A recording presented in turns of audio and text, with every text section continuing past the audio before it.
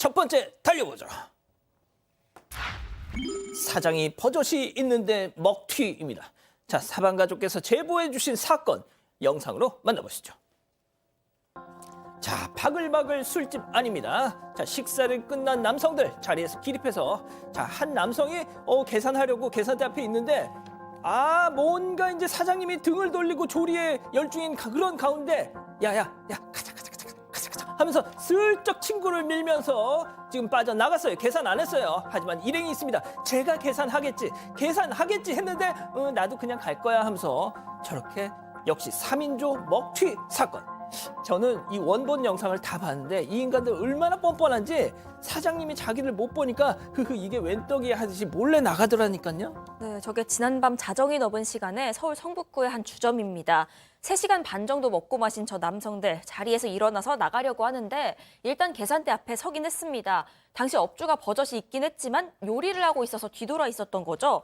그랬더니 이 남성들이 직원을 부르지는 않고 눈치 보더니 슬쩍 일행을 밀면서 데리고 나가는 겁니다. 뒤이어 나오던 다른 일행도 역시나 결제 없이 그냥 나갔습니다. 이 업주가 먹튀 사실 알고 바로 경찰에 신고했고요. 경찰이 저들이 쓴 잔을 회수해 간 상황입니다. 그 피해액이 5만 원이 조금 넘는 정도인데 저 가게 문에는요. 결제는 하셨나요? 라고 적혀 있고요. 입구에 CCTV도 굉장히 잘 보이게 설치가 돼 있다는 겁니다. 이 사장님 요즘 힘든데 이런 일 비일비재하다 좀 알리고 싶어서 제보했다 이렇게 전했습니다. 그렇군요. 잡혔으면 좋겠습니다. 자, 다음 이어가죠. 너 죽고 나 죽자입니다. 자, 지구대에서 벌어진 일촉즉발의 상황 영상으로 만나보시죠. 자, 지구대 안으로 들어가는 저 남성, 비틀비틀대는 저자의 손에는 역시나 흉기. 옷 벗고 야, 너네도 죽이고 나도 죽을란다 하면서 저렇게 막 옷을 벗고 있습니다. 자, 방검복 착용한 경찰들이 다가가자 그 순간 자해를 시도하는데요. 자, 일촉즉발의 상황. 이때 뒤에서 낚아챘어요. 자, 낚아챈 경찰. 자, 뒤에서 저렇게 붙잡고 진압에 성공했습니다. 자, 전국의 경찰관 여러분, 저거 맨손으로 제압하려고 하지 마십시오. 테이저건 바로 쏘시라니까요. 자, 교수님, 도대체 왜 저랬답니까? 이게 이제 지난 11월 28일입니다. 그 오전에 대구 동구에 있는 한 그 지구대에서 벌어진 흉기 난동 사건인데요. 20대 남성이 저 보시는 바와 같이 흉기를 들고 비틀거리고 지구대 안에 들어와서 니네들도 죽이고 나도 죽겠다 이렇게 뜬금없는 얘기를 갖다가 합니다. 그리고 이제 그 흉기를 발견한 아까 이제 보신 대로 경찰관들이 흉기 버리라 그러니까 자기 몸에다가 이제 갖다 대는 것이죠. 그래서 이제 대치 중인 상황에서 뒤에서 이렇게 조용히 접근해서 딱 이렇게 낚아챈 사람이 바로 이 지구대 순찰 팀장이라고 하시는데요. 이 사람이 이렇게 하는 거는 이유가 있었습니다. 인근 주점에서 무전 취식을 했대요. 그래서 이제 점주와 갈등이 있어가지고 당시 경찰이 출동해서 조치를 했는데 이에 앙심을 품고 흉기를 구매해서 위협하기 시작했다. 그 흉기 살돈 가지고 밥을 먹죠. 그러게 차라리. 말입니다. 그래서 남성은 특수공무 집행 저도 그 얘기하려고 방해로 그랬어요. 지금 이제 구속이 돼서 검찰에 송치됐는데요. 참고적으로 저 사람이 한국에 태어난 것은 상당히 다행스럽게 생각을 해야 됩니다. 왜냐하면 미국 같은 경우에 저렇게 경찰서에 들어가서 흉기를 갖다 들이대면 아까 우리 앵커께서 얘기하신 테이저건이 아니라 총알이 날라올 수도 있습니다. 그러니까 말입니다. 좋습니다. 자, 다음 이어가죠. 강용석 옥살이 모면입니다. 자, 지난 2015년 도도맘으로 알려진 전 미스코리아 김민아 씨 합의금을 받게 하기 위해서 모 증권사 임원을 강간 상해죄로 고소하도록 막 종용한 혐의를 받는 자, 강용석 변호사 오늘 1심 선고 공판이 있었는데요. 자, 내용 좀. 자, 재판은 무고 교사 혐의입니다. 무고죄를 저지르라고 시켰던 그런 범죄고요. 무고 교사 유죄 인정되면서 징역 6개월에 집행유예 2년이 선고가 됐습니다. 사실 이 법률 전문가로서 높은 도덕성이 좀 필요한데 예. 이 합의금 받기 위해서 무고죄를 시킨 거 아니냐, 죄질이 나쁘다. 그렇지만 이 무고당한 사람이 결국 처벌받지는 않았고요. 또 이 위자료 명목으로 한 2천만 원 공탁을 했습니다. 또 도도맘 김 씨 이분도 무고죄 집행유예 받았기 때문에 그런 것들을 고려해서 집행유예가 선고가 됐습니다. 자, 제가 이제 어떤 같은 변호사를 평가해달라고 이렇게 좀 말씀드리는 게 좀 어려운 질문일 수도 있는데 말이죠. 양지열 변호사님. 뭐가 됐든 참 직업 윤리를 좀 벗어난 행위 아닙니까? 해서는 절대로 안 될 일을 한 거죠. 그 본인도 그래서 이제 법정에서 재판장에게 직접 호소하기를 정말 그런 어떤 당시에 좀 눈이 멀어서 이런 나쁜 짓을 했다라고 그렇게 아이고야. 얘기를 하지 않습니까? 저렇게 얘기를 했군요. 예. 그리고 스스로 이제 자백을 한 거고요. 본인이 잘못했던 걸 자백을 한 거고. 그다음에 이제 불이익도 설령 이대로 집행유예를 받는다고 하더라도 저기 집행유예로 그냥 바로 변호사로 활동할 수 있는 것도 아니에요. 집행유예 기간이 끝날 때까지도 변호사 활동을 못 하고요. 예. 끝나고 나서도 2년 더 쉬어야 합니다. 이대로 형이 확정되더라도 그러니까 총 4년은 변호사로서 일도 못 합니다. 아, 그렇군요. 알겠습니다. 자, 다음 이어가죠. 쓰레기집 치워놨더니 점점점. 자, 사방 가족께서 제보해 주신 사건인데요. 이번엔 사진으로 만나보시죠. 자, 청소업체가 의뢰받은 집안 상태가 저 모양입니다. 침대 주변에 쓰레기, 음식물 뭐 한가득. 아우, 자, 바닥에는 말이죠. 전기밥솥 먹다만 밥까지 그대로 저 안에 있더라는 거죠. 자, 옷걸이는 그저 장식이에요. 옷과 가방들이 마구잡이로 수북수북. 자, 그럼 부엌으로 한번 가볼까요? 식재료, 뭐 쓰레기 봉투, 아우, 저 설거지도 안 한 식기들 한가득 저거 언제 다 치워 저거. 자, 거실로 가보죠. 아유, 진짜 식사 중에 또 누가 이런 사진을 넣었어 또. 저거 언제 다 치워? 아이고, 자, 그랬는데, 자, 다 치웠습니다. 무려 1톤 트럭 저렇게 한가득. 야, 정말 대단하시네. 자, 문제는 약속된 시간이 지났는데도 미적 입금을 미룬다는 겁니다. 급기야 완전히 지금 잠수를 타서 연락두절. 이젠 정말 못 참겠다, 신고하겠다. 엄포를 놔도 여전히 무응답이라는 겁니다. 네, 제보자는 청소업체를 운영하고 있습니다. 지난 7월에 그 서울 관악구에서 의뢰가 들어왔는데 가보니까 수개월간 방치가 된 집이었던 겁니다. 그리고 보신 것처럼 반려동물 배설물이 여기저기 널려 있었고요. 뭐 배달 음식이며 생활 쓰레기가 그야말로 수북이 쌓여 있었습니다. 쓰레기산 같은 모습이었는데 악취도 엄청났다고 합니다. 그래서 의뢰인한테 연락을 해봤습니다. 이걸 어떻게 청소하죠? 했더니 그냥 싹 다 폐기해 주세요라고 답을 했다는 겁니다. 그런데 이렇게 싹 다 폐기를 할 경우에 일단 최소한 80만 원 선입금을 받고 남은 금액을 잔금으로 받는다고 합니다. 아하. 그런데 그 의뢰인이 제가 80만 원 마련이 좀 어렵습니다. 사정사정을 하길래 일단 25만 원만 받고요. 그 대신에 신분증 사진을 받았다고 합니다. 그리고 청소를 했고요. 폐기물이 1톤 트럭을 가득 채울 정도로 나왔습니다. 이 문제는 이 의뢰자 잔금 입금을 슬금슬금 미루더니 결국 연락 두절이 된 겁니다. 지금 업체가 못 받은 돈이 125만 원입니다. 아이고야. 그 앞서 받은 돈 25만 원이 있긴 하지만요. 폐기물 처리하는데 그보다 훨씬 더 들었습니다. 그러니까 돈을 내고 저 집을 청소해준 꼴입니다. 지금 이 업체 번호를 의뢰인이 차단했다고 하고요. 다른 번호로 연락을 하면 받았다 끊는다고 하는데 이 몇 개월째 이 상태라서 너무 기가 막히고 허탈하다면서 제보 주셨습니다.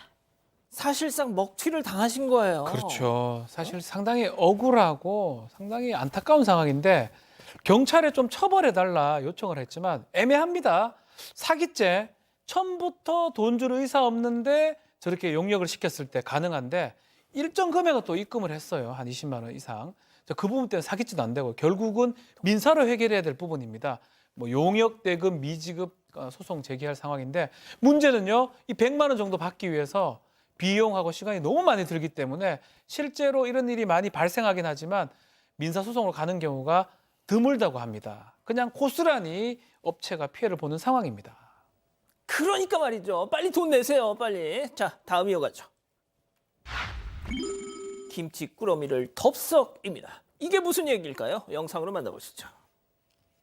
자, 빨간 모자 남성 주목해주세요. 잠시 뭔가 이제 가다가 멈췄어. 가게 옆을 지나가다가 뭔가 아쉬운 듯. 멈춰서서 슬슬 뒤를 아주 눈치를 보더니 봉투를 저렇게 쓱 집어들고 그대로 가버립니다. 자, 저기 가게 모듬전 뭐 이렇게 적혀 있는 것 같은데 뭘 들고 간 걸까요? 김치꾸러미였습니다. 김장을 마련하는 셈이 돼버렸네요. 진짜 이게 웃을 수 없는 상황인 게 지금 보신 것처럼 굉장히 좁은 골목으로 다른 사람이 있으니까 피해서 가다가 갑자기 돌아오더니 저게 뭔가 하고 그냥 바로 집어가지 않습니까? 봉투 2개 중에 1개였는데 저게 저 가게가 반찬 가게예요. 반찬 가게고 이제 주문받아서 어디 가져다 줘야 되는 상황에서 잠깐 밖에 놔뒀던 겁니다. 예. 그리고 안팎에 직원들도 있었다는 거예요. 근데 그거를 저렇게 눈 깜짝할 사이에 집어가 버렸고 이게 문제는 다른 데에 이렇게 공급을 해줘야 되는 김치니까 당장 새로 만들어서라도 줘야 되는데 저녁 시간이었지 않습니까? 예. 저녁 시간이니까 직원들 다 퇴근해야 되니까 김치를 만들지도 못하는 상황이었던 정말 이러지도 저러지도 못하는 공급해 줘야 되는 쪽에는 또 미안하게 돼버린 사정이잖아요. 이 사장님이 이런 식으로 반찬을 도둑맞은 게 이 올해에만 3번째. 아이고. 왜들 그러십니까, 진짜. 교수님, 이제 하다 김치를 훔쳐갑니다. 왜 저러고 살아, 진짜. 글쎄요, 지금 이제 우리나라에서 이거 먹튀라고 하는 것이 지금 뭐 어떤 그 품목을 가리지 않네요. 이게 이런 다양한 것이 왜 있느냐? 맨날 우리 양행태께서 하시는 얘기가 저거 얼굴만 공개하면 바로 없어질 겁니다. 그러니까요. 아유, 교수님은 저 이심전심입니다. 자, 마지막 사연으로 가보죠. 할머니 때문에 피곤해요. 어허, 자, 사방 가족께서 우리 가족 여러분들의 집단 지성의 판단을 받아보고 싶으시다면서 어젯밤에 제보해 주셨어요. 네, 한 여성의 사연인데요. 엄마를 평생 구박해온 친할머니 때문에 너무 고민과 걱정이 된다, 이런 사연입니다. 이 온 가족이 하루는 노래방에 갔습니다. 할머니에겐 며느리겠죠? 그 사연자 어머니한테 흥 띄우라면서 노래랑 춤을 시키고 구박을 했다고 하고요. 그 할머니한테 지역에서 굉장히 유명한 곰탕집에서 가장 비싼 세트를 사드렸는데 이거 고맙다고 하시긴커녕 다음엔 더 맛있는 거 사달라, 이렇게 하셨답니다.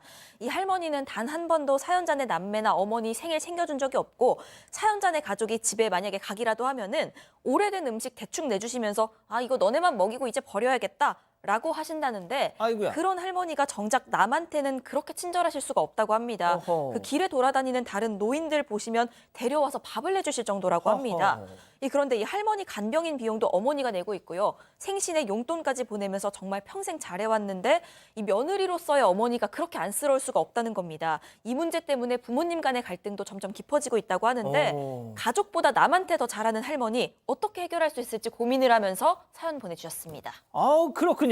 자, 기다리고 기다리셨던 부처 핸즈업 타임 유튜브 JTBC 뉴스 채널과 사건반장 독립 채널에서 9천여 분의 우리 가족 여러분 함께하고 계신데요. 채팅창에 OX로 함께 참여해 보시죠. 먼저 사연자의 엄마입니다. 아니 어머니, 제가 뭐 잘못한 게 있나요? 아니 며느리는 못마땅해도 당신 아들이 낳은 손주들한테까지 그러시면 어떡하세요? 못마땅하신 게 있으면 직접 말로 해주세요. 매번 선물도 챙겨드리고 저는 나름 최선을 다하려고 하는데 어쩜 이렇게 며느리가 남보다 못한 겁니까? 정말 서운하고 속상합니다. 이제 시가에는 애비만 보낼 거예요. 흥, 동그라미. 아, 박 변호사님 실망입니다. 자, 계속 들어보세요. 다음 사연자의 할머니입니다. 어머머머머, 얘 말하는 것 좀 봐. 얘 자연애미야. 누가 들으면 시애미가 며느리 좁혀면서 사는 줄 알겠다. 야, 넌 내 며느리잖니? 가족이잖아. 가족이야 조금 소홀해도 가족이니까 그러려니 할 수 있는 거지만 얘 남들한테 소홀했다간 세상 평판 하루아침에 나락이다 얘. 아이고 참말로 알랑한 선물 좀 챙겨준 것 같고 유세는 X.